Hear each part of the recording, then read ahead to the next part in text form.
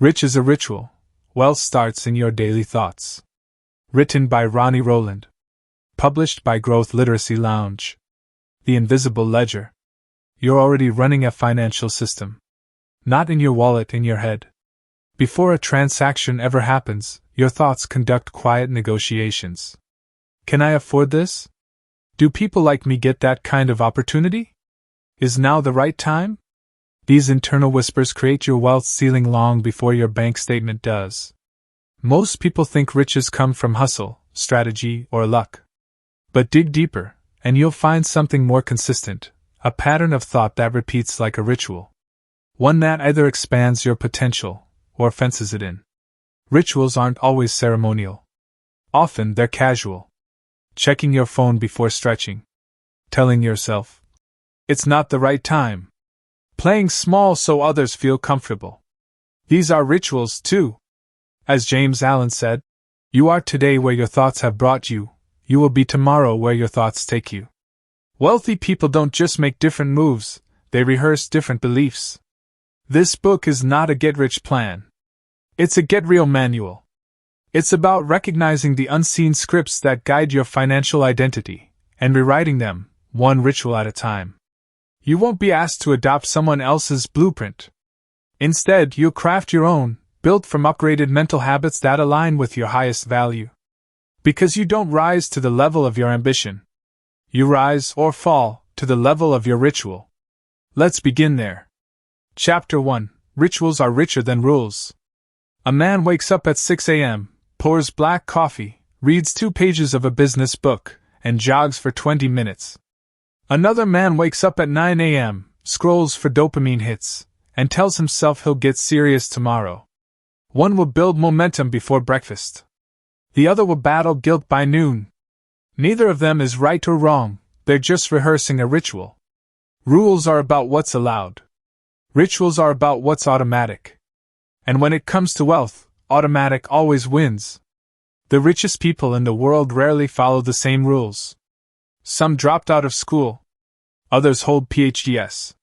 Some wake before sunrise. Others work into the night. What they do share, almost universally, is a personal set of rituals that direct their energy toward value. Not money value. Money is a byproduct of value creation. And rituals are the systems that shape how, where, and why that value gets built. Imagine your daily thoughts like drops of water falling on stone. One drop seems meaningless. But over time, it carves the canyon you call your life. The problem isn't that people are undisciplined. It's that their rituals are invisible. They mistake repetition for randomness, habit for happenstance. But your life is built by what you do without thinking. Psychologists refer to this as automaticity, the process by which repeated thoughts and behaviors become neurologically ingrained.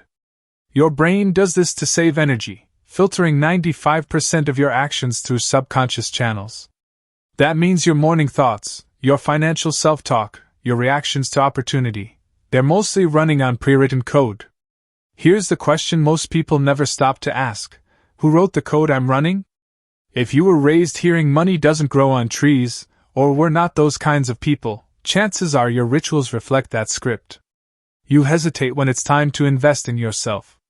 You over-apologize for wanting more. You equate struggle with virtue and ambition with arrogance. But rituals can be rewritten. That's the miracle and the challenge. You can't out-hustle your programming, but you can overwrite it. Not with rules, but with replacement.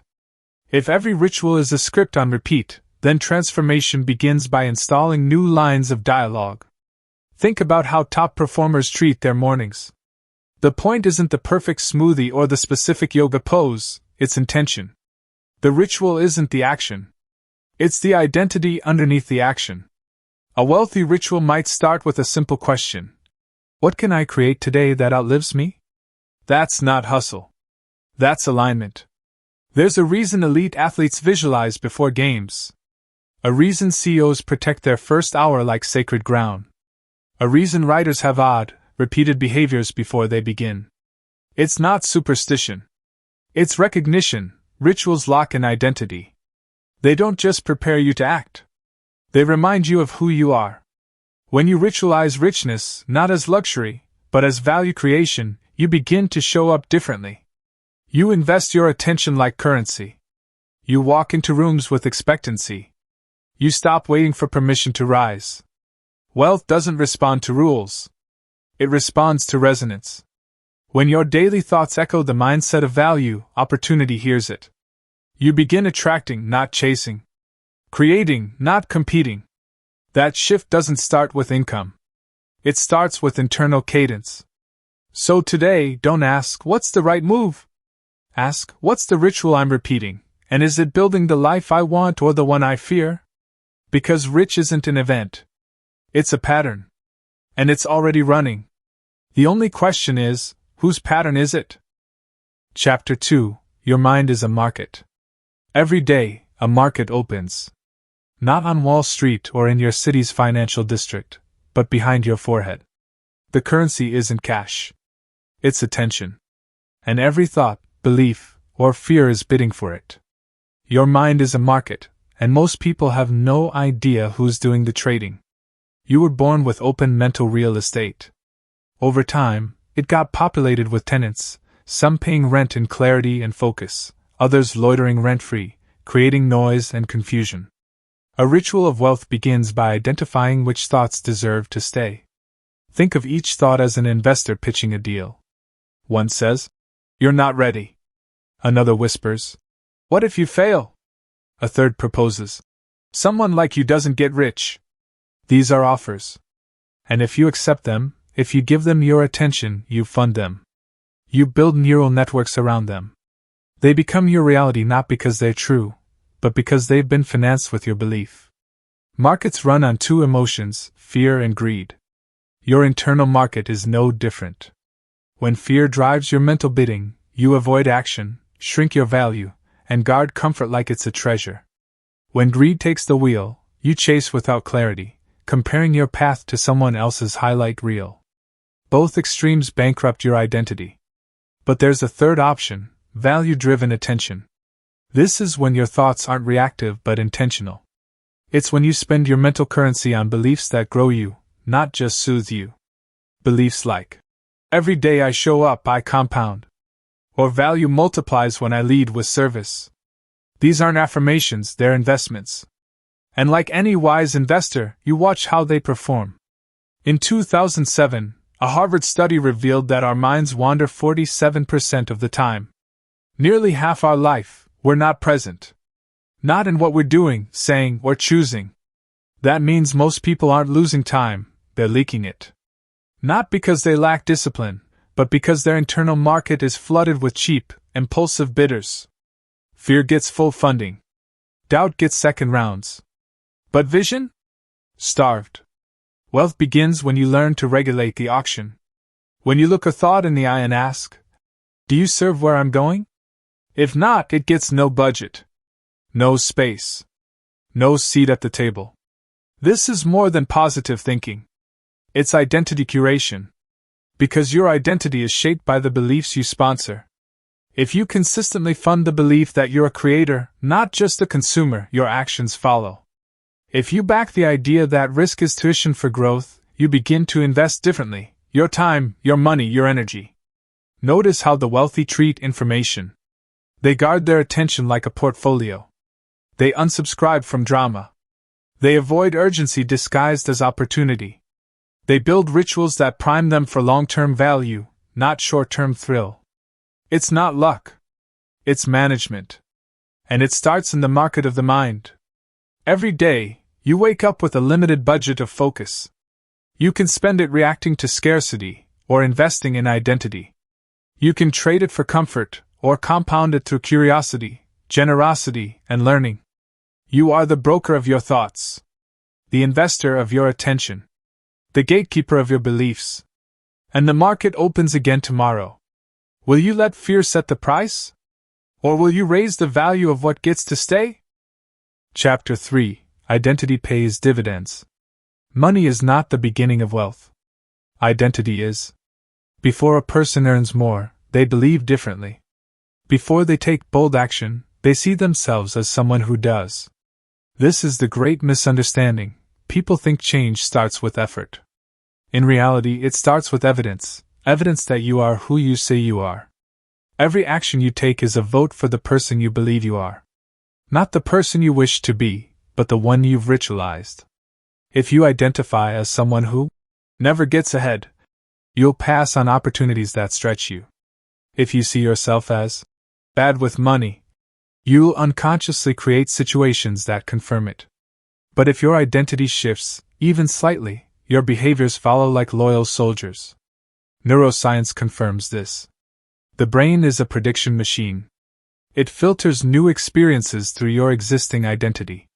If an opportunity doesn't match your self-image, it quietly gets dismissed as unrealistic or unearned.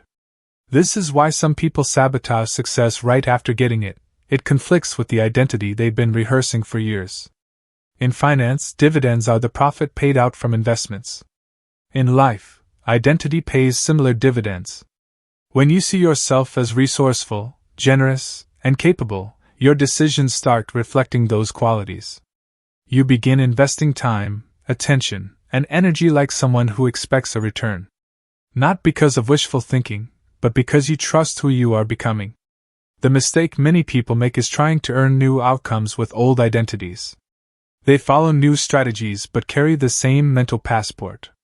And so, no matter what they try, the results feel temporary, like borrowed clothes that never quite fit. To create lasting wealth, you must stop renting a new mindset and start owning one. That means installing identity-level rituals. Small, repeated behaviors that reinforce who you're becoming. A person who wakes up early to learn isn't just disciplined, they're casting a vote for being a builder. Someone who sets financial boundaries isn't just responsible, they're practicing self-worth. These rituals matter because they don't just do something for you. They do something to you. Consider the story of a woman who went from barely scraping by to leading a 7-figure business. She didn't begin by changing her budget. She began by changing her self-concept. Each morning, she stood in front of her mirror and asked, "What does a wealthy woman do today?" Not what does she buy. What does she notice? What does she ignore? How does she walk, respond, and lead? Within 6 months, she was making decisions her past self would have called delusional. Within 2 years, those decisions became normal. It wasn't magic. It was momentum, driven by identity. This is the quiet secret behind every transformation story. The outer win was made possible by an inner upgrade that happened long before anyone else noticed. The payoff didn't come because they finally tried harder. It came because they finally stopped arguing for their limitations. If you want different results, start with a different internal question. Not how do I get rich? But who do I need to become to naturally create value in the world? That question isn't about chasing money. It's about becoming magnetic to it. Rituals shape identity. Identity shapes belief. Belief shapes behavior. Behavior shapes destiny. And destiny doesn't need your perfection. It needs your agreement. Chapter 4. The Cost of Staying Small. There is a price for everything, even in action. Especially in action. People often calculate the cost of trying and failing. But few ever stop to measure the cost of staying exactly where they are. Playing small is not neutral. It's expensive. Every time you hesitate to speak up, decline to invest in your growth, or settle for less than your potential, you pay an opportunity cost. The missed connection. The unpursued idea. The internal belief that hardens each time you choose safety over stretch. These costs don't show up on your bank statement. But they show up in your confidence, your creativity, your future income. The mind is efficient. It doesn't just record your decisions, it builds algorithms around them. Every time you say, "This is enough for me," your brain files that as policy. It begins filtering options through the lens of limitation. What starts as a single choice becomes a system.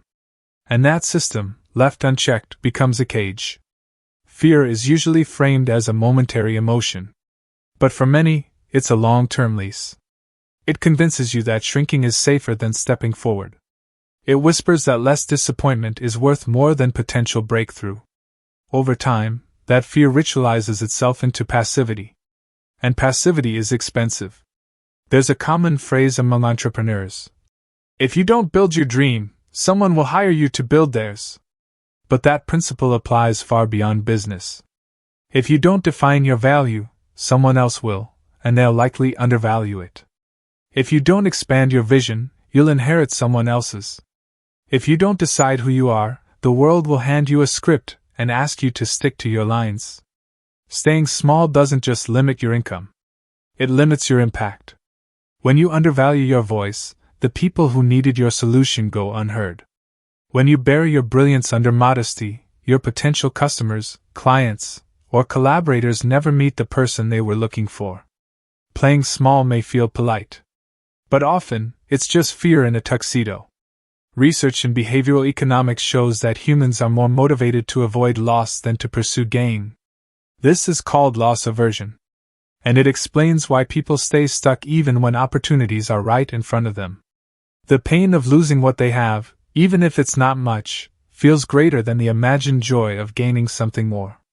That bias keeps people anchored to familiar discomfort rather than venturing into unfamiliar growth. But here's the truth: the greatest loss is not losing money. It's losing time. You can recover from a bad investment. You can't recover a wasted decade. The longer you repeat the ritual of shrinking, the more fluent your brain becomes in that language. Soon, you don't even recognize expansion as an option. You tell yourself stories like, "I'm just being realistic," or "it's not the right season," when in reality, you're paying to stay small, and the interest compounds. What if the discomfort you've been avoiding is the tuition for your next level? What if your next income tier, partnership, or breakthrough doesn't require more information, but more embodiment? Not of someone else's strategy, but of your own unplayed potential. Wealth responds to clarity and courage. Staying small clouds both. It dims your light under the illusion of humility, when in fact, it's hesitation disguised as wisdom. You don't owe the world perfection. But you do owe it presence. Full presence. And you can't give that if you're hiding behind smallness. Expansion isn't ego. It's obedience to the truth of who you are. Chapter 5. Attention is your real currency. Money measures transactions. Attention determines direction. While most people obsess over what they earn, few consider where they spend the one currency they'll never get back: their attention. And in the economy of wealth building, attention is the seed money. Every day, you are investing your attention somewhere. Into a story, a screen, a belief, a fear. And every investment has a return, either clarity or confusion, confidence or anxiety, momentum or distraction. But unlike money, attention can't be stored. If you don't direct it, it gets spent by default. In 2023, researchers found that the average person checks their phone over 90 times a day. That's not a tech problem, it's a ritual problem. The ritual is simple: reach for noise to escape stillness. But wealth grows in stillness, in presence, in depth of thought. Attention isn't just about focus. It's about stewardship. Imagine your attention as light. Whatever you shine it on begins to grow. If you fixate on lack, you amplify scarcity. If you dwell on problems, you expand their influence. But if you direct your attention toward value, what you can build, offer, learn, or solve, you begin to cultivate wealth in your mental soil before it ever appears in your bank. This is why some people with fewer resources outperform those with more. They aim their attention with intention. They don't let headlines, gossip, or fear-based content dictate their inner climate. They live with a filter: does this grow me, or distract me? That filter becomes a ritual. And that ritual becomes a lens for how they interact with time, money, and energy. Attention is expensive because it drives decisions. And decisions shape outcomes. If someone can capture your attention long enough, they can rewrite your priorities. That's the business model of advertising. But it's also the mechanism behind every limiting belief. A thought didn't become powerful because it was true. It became powerful because it was fed attention. The wealthiest people protect their attention with the same intensity others protect their passwords. They curate inputs. They understand that the quality of their output depends on what enters their mental feed. Noise in, noise out. vision in, value out. This isn't about living in a bubble. It's about choosing your mental diet the way an athlete chooses their fuel. Junk information leads to junk execution. Clarity requires discipline, not just in action, but in awareness. Consider the difference between a scattered mind and a focused one. One reacts. The other responds. One is driven by urgency. The other is driven by principle. One leaks time. The other compounds it. The only difference is where attention was placed, and for how long. Attention also sets identity. When you repeatedly give your focus to problems, you start to see yourself as someone who always struggles. But if you invest attention into solutions, learning, and future vision, you begin to see yourself as someone who builds. Your attention tells your brain, this matters. Over time, your brain adapts to serve that priority. So if wealth is the result of aligned decisions, and decisions are powered by attention, then the real currency isn't money, it's what you look at when no one is watching.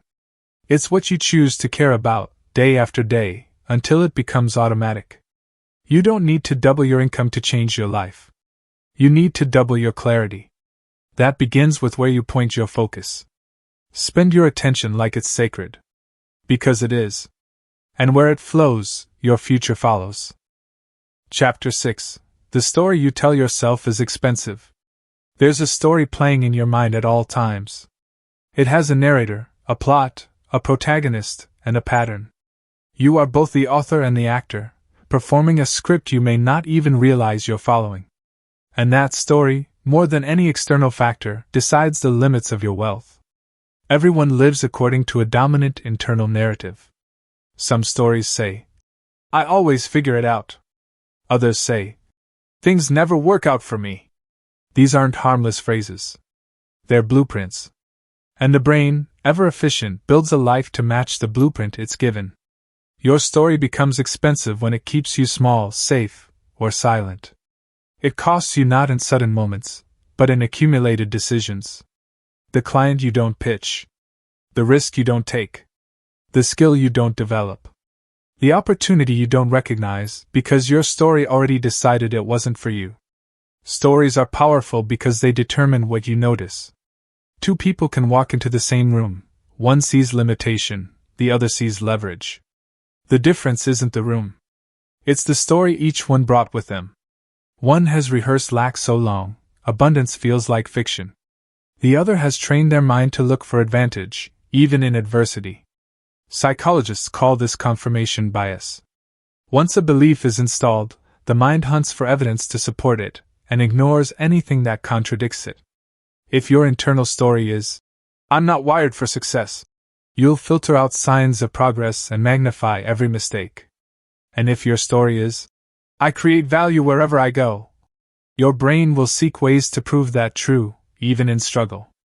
This is why affirmations alone often fail. A new sentence spoken once cannot compete with an old story repeated daily. For change to take root, the narrative must evolve, not into fantasy, but into alignment with your chosen identity. Not "I am a millionaire," but "I am becoming someone who multiplies value." That's believable. And belief is the soil where new rituals take root. Consider a man who grew up hearing, "Money changes people." His story was one of caution, not creation. Even as he gained skills and opportunities, he unconsciously capped himself, fearing that wealth would make him someone he didn't want to be. It wasn't logic holding him back, it was a storyline. Only when he rewrote that narrative, "Money reveals who I already am," did he begin to grow with freedom. Your story doesn't have to be dramatic to be limiting. Sometimes it's subtle. "I've always been the support role," or "I'm more of a behind-the-scenes type." But those narratives become the walls of your financial world. And until you question them, you reinforce them. The good news is stories can be edited. You don't need to burn down your past to build a new future. You need to reclaim the pen. You need to notice when an old line of dialogue plays, "I don't belong here," and respond with a new one, "This space needs what I carry." You need to interrupt your mental rehearsals of failure and recast yourself as someone who adapts, learns, and leads. Because stories drive emotion. Emotion drives action. And action builds outcomes. Wealth is never just a numbers game. It's a narrative game. And the most expensive story is the one that keeps you pretending to be someone less than who you are. Chapter 7. Value isn't what you do. It's what you see. Most people chase money by trying to do more. More work. More hours. More hustle. But the wealthiest people didn't just do more, they saw more. They noticed patterns others missed. They spotted opportunity where others saw inconvenience. They interpreted the same raw data through a different lens. That lens is called value. Value isn't found. It's perceived. And perception is a skill. Two people can stand in front of the same problem. One sees a headache, the other sees a business. The problem didn't change. The person did. One ritualized avoidance. The other ritualized curiosity. In 1995, a man bought a sketch at a garage sale for $5. Something about it felt unusual. He framed it and later discovered it held an original copy of the Declaration of Independence tucked behind the artwork. It sold for over $2 million. That transaction wasn't about luck. It was about attention. Where most saw a dusty frame, he saw potential. Wealth starts the same way, not with superior effort, but superior noticing. Every day, you encounter moments that carry hidden value. But your ability to extract that value depends on what you're trained to see. If you're trained to survive, you'll scan for threats. If you're trained to grow, you'll scan for openings. The wealthiest minds are constantly scanning, not anxiously, but intentionally. They ask, what can I learn here? Or where is the overlooked advantage? This doesn't mean chasing every shiny idea. It means honoring your attention by pairing it with discernment. When you begin seeing value in time, conversations, feedback, even resistance, you move differently. You stop treating situations at face value and begin mining them like a resource. That ability to mine value is a ritual. And like all rituals, it can be learned. Start by noticing your default reaction to friction. Do you avoid it? Complain about it? Or ask what it's revealing? Most breakthroughs don't shout. They whisper through problems. The question is whether your perception is tuned to hear the signal beneath the noise. People often confuse their skill set with their value. But it's not just what you can do, it's how you interpret what others overlook. A mediocre skill paired with a masterful lens can outperform raw talent. That's why some creators go viral with simple ideas while others withhold genius waiting for perfection. The difference isn't brilliance. It's perspective and timing. Economic value is the byproduct of perceived usefulness. The more usefulness you can extract from the same moment, resource, or idea, the more value you create. That's why wealthy thinkers invest in perspective. Books, mentorship, reflection, all designed to upgrade how they see, not just what they know. Perception also affects how you see yourself. If you only notice your flaws, you'll hide your gifts. If you only see what you lack, you'll miss what you carry. Wealth is attracted to people who see themselves as valuable, not in ego, but in clarity. They know their presence brings weight. Their insight carries power. Their execution creates ripple effects. But that vision doesn't appear by accident. It's the result of consistent inner work. Of asking better questions. Of choosing a richer interpretation. Of deciding that every ordinary moment hides extraordinary leverage for those trained to look. So start scanning your world like an investor scans the market. Not with desperation, but with discernment. Ask, where is the value others miss? And just as importantly, where is the value I've stopped seeing in myself? Because the wealthiest people don't chase value. They reveal it. Chapter 8. Decisions build destinies. Destiny isn't a distant event. It's a direction shaped by decisions. Not the once-in-a-lifetime kind, but the quiet, repeated ones made when no one's watching. The ones that feel forgettable but aren't. Because the truth is, you don't drift into wealth. You decide your way there. Every decision is a brushstroke on the canvas of your future. Where you spend your next hour. What you choose to believe. How you respond to discomfort. These small moments carry compound interest. They either nudge you closer to the life you're meant for, or pull you back into the ritual of survival. People often wait for clarity before making bold decisions. But clarity is rarely a precondition. It's a result. You decide, and then clarity arrives through motion. Action sharpens vision, and action blurs it. What most call indecision is often disguised fear. The fear of being wrong. The fear of looking foolish. The fear of starting and not finishing. But indecision is a decision. And it always has a cost. While you hesitate, someone else moves. While you weigh the options for the 10th time, the door you needed has quietly closed. Wealthy thinkers make decisions based on identity, not impulse. They ask, "Does this align with who I'm becoming?" rather than, "Will this be easy or feel good right now?" That single shift reframes every fork in the road. Because identity is a compass. And when your decisions flow from a clear identity, your direction stabilizes, even when the map isn't finished. This doesn't mean every choice must be perfect. It means every choice must be aligned. A misstep that fits your future is still progress. A safe move that contradicts your calling is just delay in disguise. In 2010, a Stanford study revealed that people who saw their future selves as vivid and connected made significantly better long-term financial decisions. When the future version of you feels like a stranger, it's easier to betray them. But when they feel close, real, you start acting in their interest today. You protect their time. You fund their freedom. You lay bricks for their foundation. That's the essence of ritual.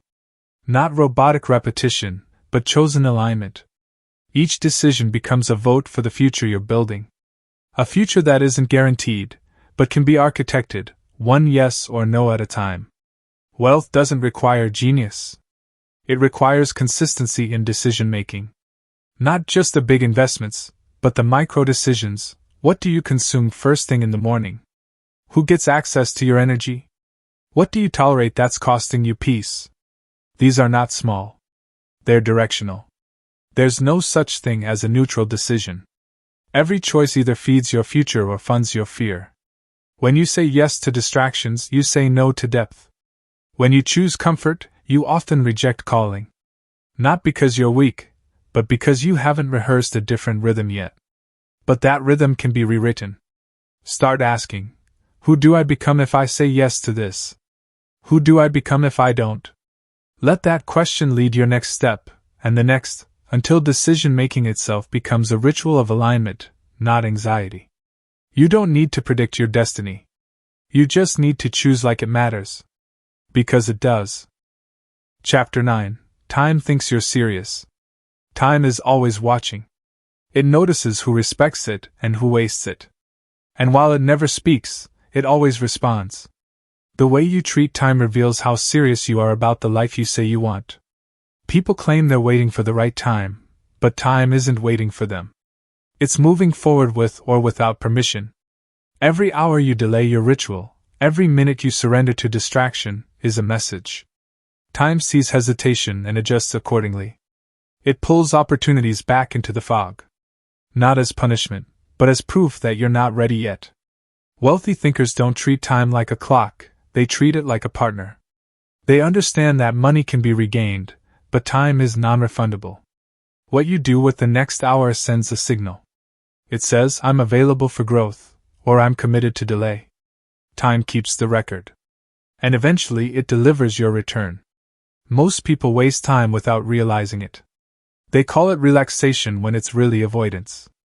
They call it research when it's really procrastination. They scroll through updates hoping for inspiration, never noticing the compounding cost. Because lost time doesn't just disappear, it multiplies regret. Those who ritualize wealth move differently. They don't just schedule tasks. They assign purpose to hours. They ask, what is the highest use of this window? They build habits around focused output, not just busy activity. And they treat their calendar like sacred ground, not a dumping ground for everyone else's priorities. The difference isn't hustle. It's stewardship. Wealth doesn't reward speed. It rewards intention over time. A person who focuses for 90 minutes a day with clarity will outperform someone who rushes through 9 hours of scattered motion. Not because they worked harder, but because time could trust them. Your ritual with time is one of the most accurate predictors of your future. Not because you need perfect routines, but because every ritual sends a message: I'm preparing for more. When time believes you, doors open. Mentors appear. Ideas find you. Not magically, but magnetically, because you've become a match for them. In 2014, researchers at Harvard found that people who visualize their goals with time-bound clarity are significantly more likely to achieve them. It wasn't just the vision that mattered. It was the container. A goal with no schedule is a wish. A goal attached to time is a declaration. And declarations shape identity. Consider the way high performers block their days. They don't just protect mornings, they ritualize transitions. They close tabs. They guard energy. They treat 30 minutes of deep work like a high-yield asset. That isn't obsession. It's agreement with the truth that time is too valuable to gamble. You don't need to overhaul your schedule to start. You need to honor 1 hour. Just one. Name it. Guard it. Fill it with the kind of effort your future self will thank you for. And do it again tomorrow. Because time notices. And once it believes you're serious, it begins to cooperate. It stretches in your favor. It introduces you to the people, the ideas, and the insights that were waiting for you to finally stop playing casual with your calling. There is no such thing as free time. There is only invested or wasted time. Make it clear to time that you're serious. And time will take you seriously. Chapter 10. Your environment is a mirror. Look around you. Not just at the people, but at the spaces, the sounds, the energy. Your environment is not neutral, it's a mirror. It reflects what you believe you deserve, what you expect from life, and what rituals you've accepted as normal. Wealthy minds aren't just shaped by ideas. They're shaped by what surrounds them. Your environment speaks, and if you listen closely, you'll hear what it's saying about your identity. A cluttered room often mirrors a cluttered mental state. A chaotic schedule reflects internal misalignment. A circle of people who normalize scarcity reinforces it without a single word. You become what you're consistently exposed to. That includes conversations, colors, noise, pace, and expectations. Exposure creates normalization. And what's normal to you becomes invisible, but not harmless. It shapes your thoughts. And your thoughts shape your rituals. A man who walks into a room of high expectations adjusts himself. He sits straighter. He listens differently. He begins to think at a higher altitude. That's not pressure, it's calibration. Being in an elevated environment challenges your defaults and invites your higher patterns forward. And that's the real power of environment. It either pulls your identity upward or lulls it to sleep. We often underestimate how much we're absorbing from our surroundings. You might think the background noise doesn't matter. The desk mess isn't urgent. The relationships are fine. But over time, your environment becomes your evidence. It silently confirms your self-perception. If you believe you're valuable, you build spaces that support your clarity. If you believe you're stuck, your environment shows it back to you, one ignored detail at a time. This isn't about luxury. It's about alignment. Wealth doesn't require granite countertops or city views. It requires congruence between who you say you're becoming and what your world reflects. When the two are out of sync, your growth slows. Not because you don't want more, but because your surroundings don't support the rituals that make more possible. Studies in behavioral psychology show that small environmental changes can dramatically alter behavior. Move a bowl of fruit closer to your line of sight, and you eat healthier. Position your workout shoes by the bed, and you're more likely to train. The same principle applies to your mental rituals. If your environment makes wealth-building behaviors more accessible, those behaviors become automatic. That's how rituals are reinforced, not by willpower, but by design. Examine your digital environment too. What fills your feed? Who are you following? What messages are you scrolling past before breakfast? These are not minor influences. They're the ambient sound of your internal world. And they either tune you toward growth or distract you into stagnation. Relationships are part of your environment. A room filled with small thinking shrinks your imagination. But proximity to possibility expands your blueprint. You begin to think in different units, not just of time, but of legacy. You borrow courage from people who've already walked the path. And slowly, their normal becomes your new standard. Start small. Clean one space. Mute one voice. Change one conversation. Choose one environment that reflects who you're becoming, not who you've been. Over time, these changes stack. They form a setting where new rituals can thrive and old limitations lose their grip. Because your environment doesn't lie. It mirrors your mindset. And when you curate it with intention, it begins to speak a new truth back to you. You belong here. Chapter 11. The ritual is the reward. People chase outcomes. They want the big check, the lifestyle, the recognition. But the irony is this: by the time those rewards arrive, they matter less than expected. Not because they aren't real, but because something deeper has changed. The real wealth isn't the result. It's the rhythm you had to build to get there. The ritual is the reward. Anyone can have a lucky break. But sustained success only happens when the internal patterns match the external results. That's why lottery winners often go broke and why self-made wealth tends to last. Without the ritual, the reward collapses under its own weight. The richest people aren't owned by the outcome. They're owned by the rhythm. They've fallen in love with the process. Not because they're machines, but because they've learned that who they become through repetition is more powerful than any one result. Money flows, deals happen, opportunities arrive, but the rituals remain. That's what makes the growth permanent. There's freedom in that. Because it means you don't have to wait for a windfall to feel wealthy. If you're practicing the right rituals, you're already rich in direction. Already compounding. Already in momentum. And momentum compounds faster than motivation. The person who visualizes each morning, guards their attention, and chooses boldness over fear, they're not waiting for success. They're rehearsing it. Their rituals become proof of who they are, not just what they hope to achieve. That kind of consistency changes how the world responds to you. It's not just that you attract more. It's that you can hold more. Every time you choose to act from identity instead of impulse, you stack another brick in the foundation of your future. And eventually, what once felt forced becomes effortless. The ritual becomes instinct. And instinct creates results that seem effortless to everyone else, though you'll know the truth, it was never luck. It was daily repetition. In ancient cultures, rituals were sacred acts. Not because of superstition, but because they reminded people who they were. They marked identity.